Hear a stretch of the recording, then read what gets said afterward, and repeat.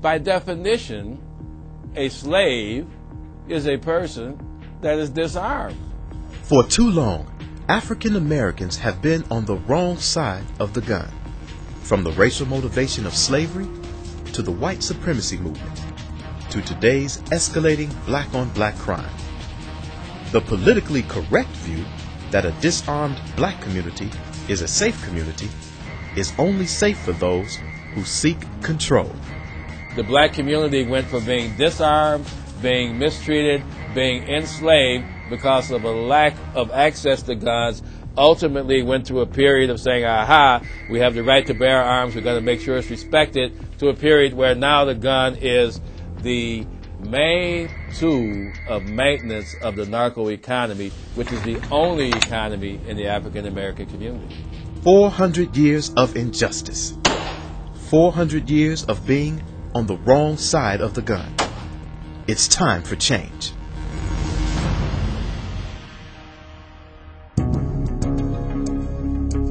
Why is the gangbanger who has the Saturday night special in his pocket given more rights than the average everyday citizen? Even though he was illegally armed, he has a right to defend himself, and you have not the ability to defend yourself.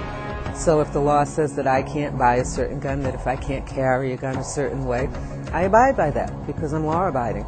But the criminals are the ones that carry, buy any type of guns that they want, and are empowered. The basic right of every American is the right to self-defense. Take away that right, and the individual is powerless. It's not unusual for America in its long history to disarm or seek to disarm undesirable populations. Gun control laws have kept African Americans in their place for hundreds of years.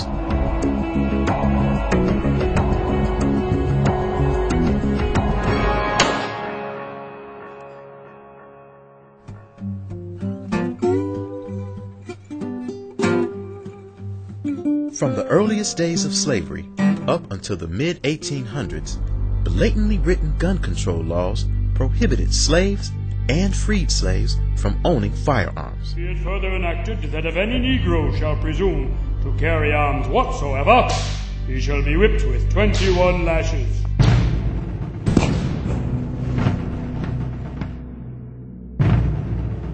With the passage of the Civil Rights Act of 1866, African Americans were given the right to bear arms. But new laws were written in such a way to exclude blacks from purchasing guns. The greatest service the authorities can render the city now is to disarm every Negro, search every Negro house, and arrest everyone who is... Inexpensive handguns were banned, or high taxes were imposed to keep guns out of the financial reach of a mostly poor black community. There's been various statutes throughout every state that had sizable African American populations after slavery to restrict, through black codes, the ability for blacks to be armed. In 1941, Florida Supreme Court Justice Buford declared the original 1893 Florida Gun Control Act was passed with the purpose of disarming Negro laborers. The statute was never intended to be applied to the white population.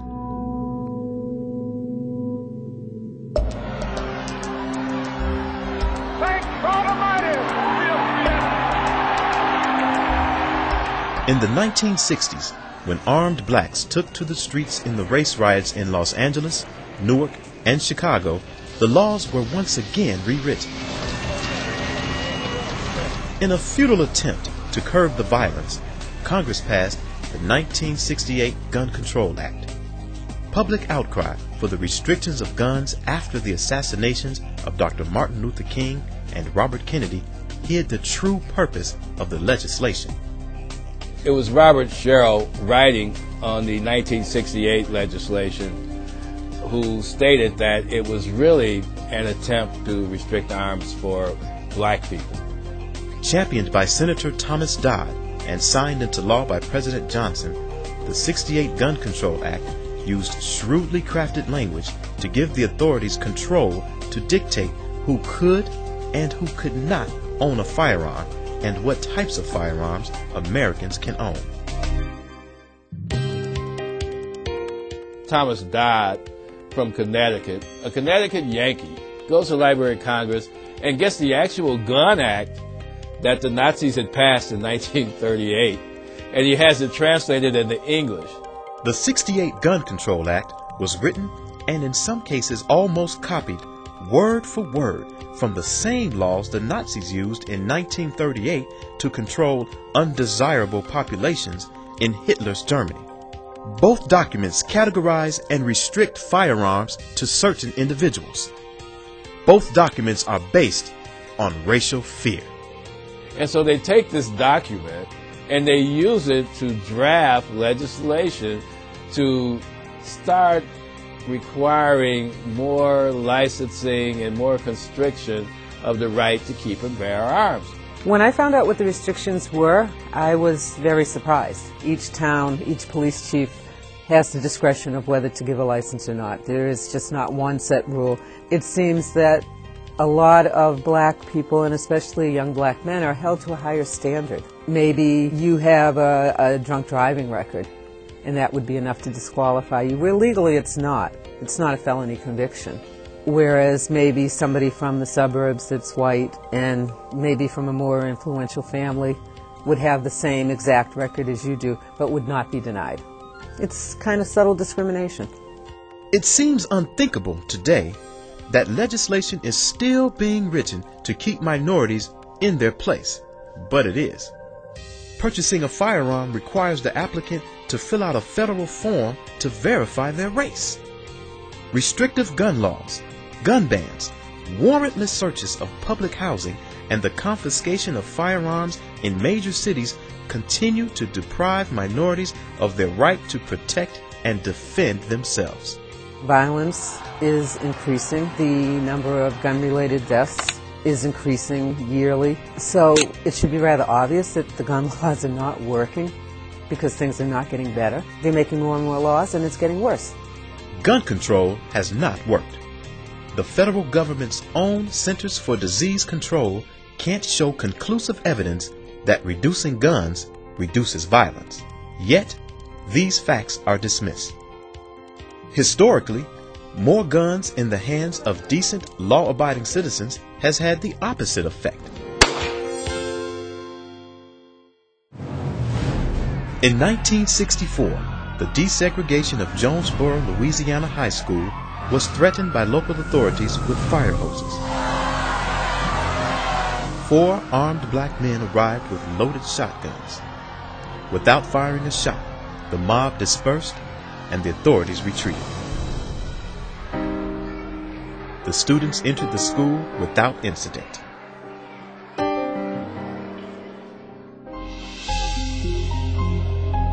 Those men were members of the Deacons for Defense, an armed citizens militia founded in Jonesboro, Louisiana. The Deacons were everyday citizens who by 1965 had organized into more than 50 chapters throughout the South in self-defense from the Ku Klux Klan. In 1964, down in Louisiana, there were all types of demonstrations going on by freedom riders. Many times, the demonstrations would be met by armed white resistance. People were dying and being shot and intimidated because they were unarmed. And basically, because they were unarmed, they were also being denied the right to vote. The Deacons protected civil rights workers for CORE, the Congress of Racial Equality, who were registering voters in Louisiana and Mississippi. They patrolled black neighborhoods and protected black churches where CORE was holding voting rights seminars. These were regular, everyday people. They were not some paramilitary group. The thing that made them different is they were veterans from the Korean War. They were veterans from World War II. And so they did have the training and they did have the discipline that came from being veterans.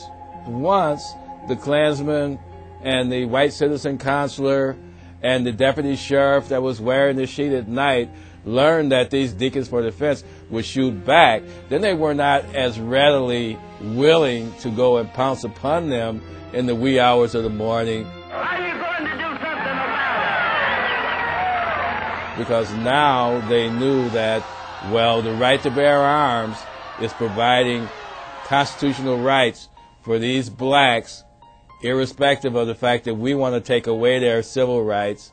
They're fighting on solid ground.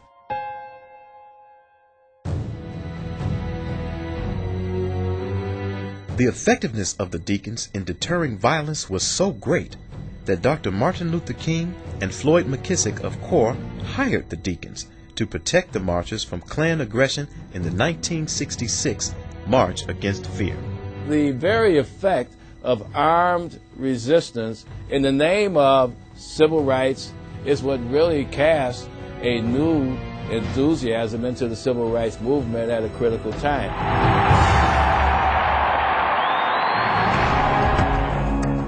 When the right to bear arms is put in the proper perspective historically, then people will see that the African American community having guns to protect themselves, not from crooked cops and police brutality, but from the culture of drugs and gangs because of a war going on due to the narco economy.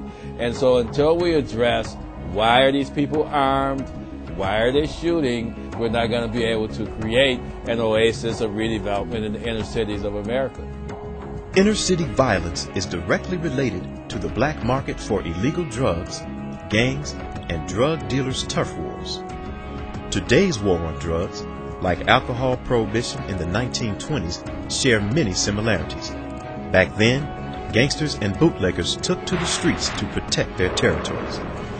Homicide rates skyrocketed at the beginning of Prohibition, then took a huge drop after its repeal. Homicide rates again spiked in the early 1970s when President Nixon declared America's war on drugs. More than 35 years later, homicide rates in America's inner cities fluctuate but continue to peak. We've got to stop the demonization of guns. We've got to encourage law-abiding citizens to arm themselves. And then we have to circulate that information throughout the high crime areas. Government-published facts speak volumes on the effectiveness of armed citizens. According to the U.S. Bureau of Justice Statistics, 57% of polled felons agree criminals are more worried about meeting an armed victim than they are about running into the police. And, according to the U.S. Department of Justice, the probability of serious injury to women during an attack is 2.5 times greater when they are unarmed. If women were able to freely carry firearms, there would be less chance of somebody looking at them as a victim. There would be less crime committed against women because a criminal would have to question, is this woman armed? And, according to the Bureau of Justice Statistics, 550 rapes and 1,100 murders are prevented every day just by showing a gun. We've got to tell the other side of the story about the hundreds of thousands of times in America where guns are used to stop violence and to stop a crime from being committed. The police aren't there to protect us. They are there to enforce laws and to arrest criminals once they are criminals, once they have committed a crime. But they're not our personal bodyguards, so I have to do that for myself.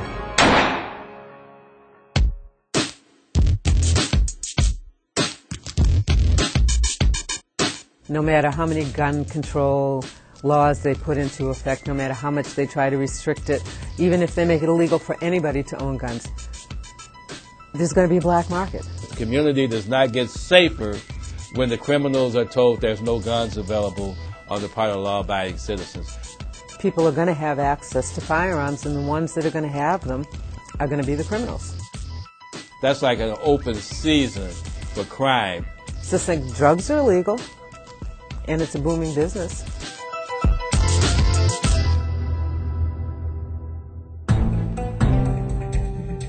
History has a habit of repeating itself. Now, as it was back then, politicians and community leaders wrongly claim less guns means less violence. Now, as it was back then, politicians and community leaders wrongly misguide the public in believing that the police and not the community can best provide protection, even though the Supreme Court has publicly stated that state and local governments do not have an obligation to protect citizens from criminal harm. Guns are a convenient target that disingenuous civil rights leaders and politicians hide behind because they don't want to address the real problem, which is why are all the black youth dropping out of high school and getting guns. Gun control advocate Sarah Brady, wife of James Brady, whose name is on the 1993 Brady Bill Violence Protection Act, purchased her own son a high-powered rifle. I think they're misguided, and I think it's a hot issue. We can always get a bunch of politicians. Well, here's the mayor, here's the alderman, here's the state rep, here's the state, well, here's the president of the Senate. They'll always come out to a press conference where they can put on a shirt and a tie and insinuate that they're there to protect the children. It resonates with voters. It's something that's unquestionable in terms of its merit. And it's something that's patently wrong in terms of the gun control issue, because gun control does not protect the children.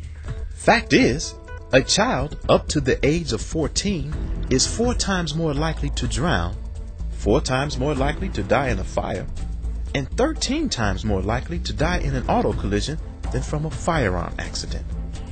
And that's a message that has to be driven home.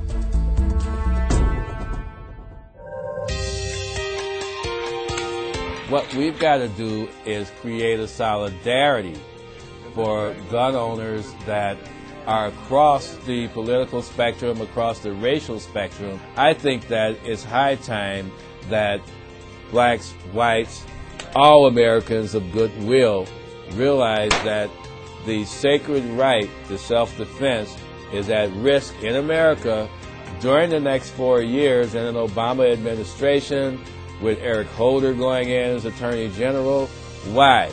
Not because they're bad people, but because their philosophy is such that drying up the availability of guns will create greater safety. So I think that what we're looking for is not to be found with gun control, but can only be found when citizens take it upon themselves to protect themselves and their property.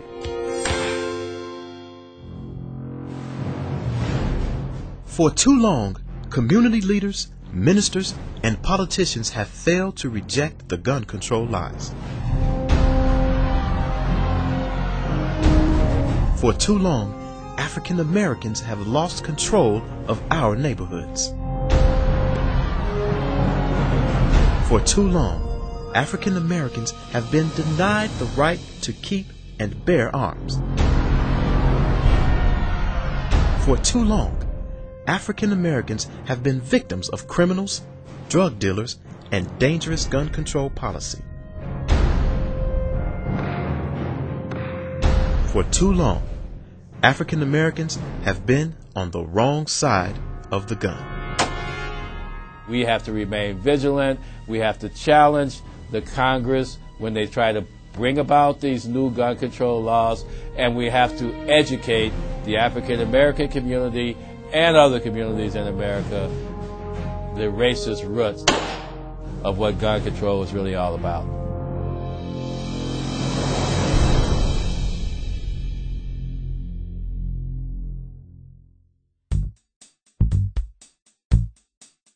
I believe that productions like this video provide a valuable tool for average, everyday Americans to get the message out to their neighbors, to the people in the community, to the people at their church, to the people at their schools, and to the elected officials that set policy in their areas. I think it's essential that this video is downloaded, copied, emailed, and in every children-oriented social service group that has a strong lobby in the U.S. Congress, I think that we should inundate all of these entities with copies of this video and let them respond to the merit of it based on the facts. And I think that then we can create a forum nationwide where we can keep the pressure on the public policy setters to ensure that the Second Amendment remains an institution for the United States.